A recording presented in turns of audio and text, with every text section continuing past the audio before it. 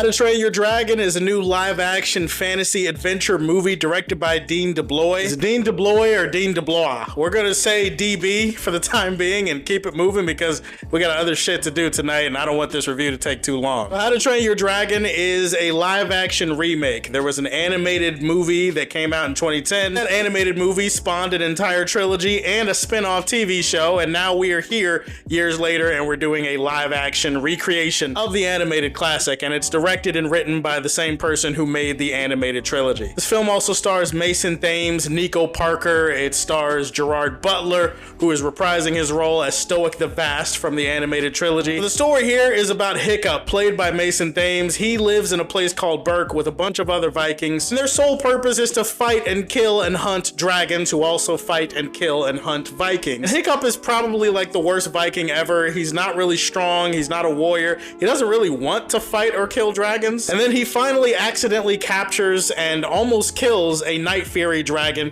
which no one has ever seen before. He becomes friends with this dragon. He names the dragon Toothless, and little do they know that their friendship basically is going to reshape the future for themselves and for the people of Berk. And when a terrifying new threat emerges that threatens both the Vikings and the dragons, it's up to Toothless and Hiccup and the rest of his friends to save the day. Most people who know me know that I am obsessed with fantasy. I'm obsessed with dragons, magic, warriors, warlocks, sorcery, all that good shit. Fantasy is my jam. It is my niche. It is my love language. I love fantasy stuff. I'm a really big fan of How to Train Your Dragon. I love the animated trilogy. I even like the little spin-off show that was on Netflix. Having said that, I walked into this movie a little bit mixed on how I felt about the proceeding, because on the one hand, it feels way too soon to have a live-action remake for the How to Train Your Dragon series. On the other hand, you do have the person who wrote and directed and created the How to Train Your Dragon series. Then I saw the trailers and I was kind of like, well, it looks exactly like the animated movie, so is it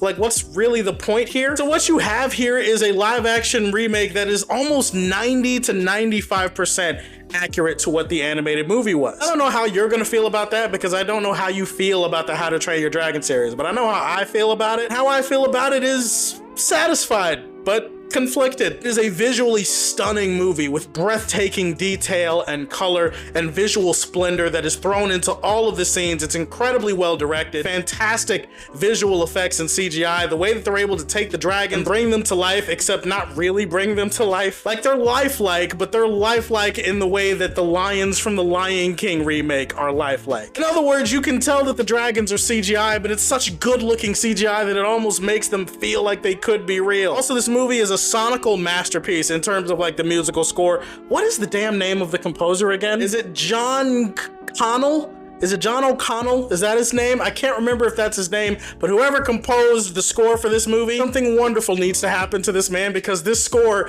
is scintillating. This score is amazing. It's majestic. It's one of my favorite musical scores of the entire year. Granted, they do reuse a lot of the cues from the music from the animated series and stuff, but they also added some new stuff in here that I really appreciated. All I'm saying is I want that man to have a great day, a great week, a fantastic year. I hope that his wife walks in front of him with the t-shirt on, no panties on, and lets him watch the football game in peace. Maybe he's not into football. Maybe he's into the type of nerd shit I like. I don't know. I hope she buys him a whole stack of comics and sucks his dick while making him a sandwich. Also want to shout out the performers in this movie. Everybody does fantastic work. Gerard Butler is having the time of his life as a live action Stoic. He brings that character to life in more ways than one. A fantastic re-edition or rendering of that performance from the animated trilogy. I gotta stop saying trilogy, even though it still feels like a spoiler if I don't say trilogy, so I'll say series for him, but oh god, I fucked it up, didn't I? Also, shout out to Nico Parker. She plays Astrid. Astrid is such an amazing,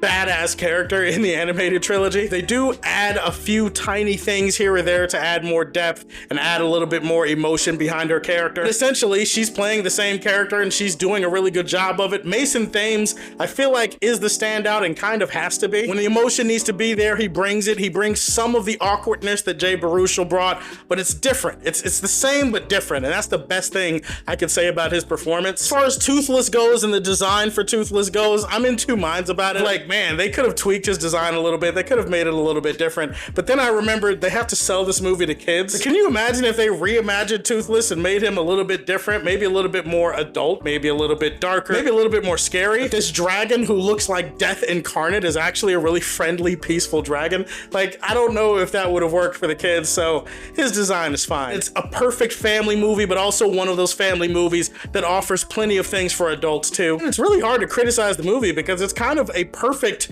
recreation of the animated movie, but I'm gonna do my best here. There are some moments that translate better in animation than when you try to do it in live action. Some of those moments, especially with some of the humor that they try in the movie, some of that didn't necessarily work the same for me, and I do feel like it's important to point that out in the review. Bigger thing is that it is a 95% faithful recreation, so there is kind of a been there, done that, what's the point? You couldn't switch it up a little bit. As it stands, it makes you feel like it's kind of pointless because you're watching the same movie over again. We have definitely seen a lot of shitty remakes. This is not one of them. How to Train Your Dragon is a faithful, almost page by page, word by word, scene by scene recreation of the animated movie. If you loved the animated movie, I feel like you'll at least like this one. How to Train Your Dragon was a really good remake. I'm gonna leave this one in the Silver Age for Man of Steel. Those are my thoughts on How to Train Your Dragon. Tell me, what was your favorite film from the animated trilogy? If you have seen it, go ahead and put that in the comment section below. If you haven't seen the animated trilogy, I would just say, what's your favorite remake that they've made in the modern era? Put that in the comment section. Please like and subscribe to the Superfan Show, and if you like what you see, tell me how you feel, and stay tuned to hear more from the Man of Steel.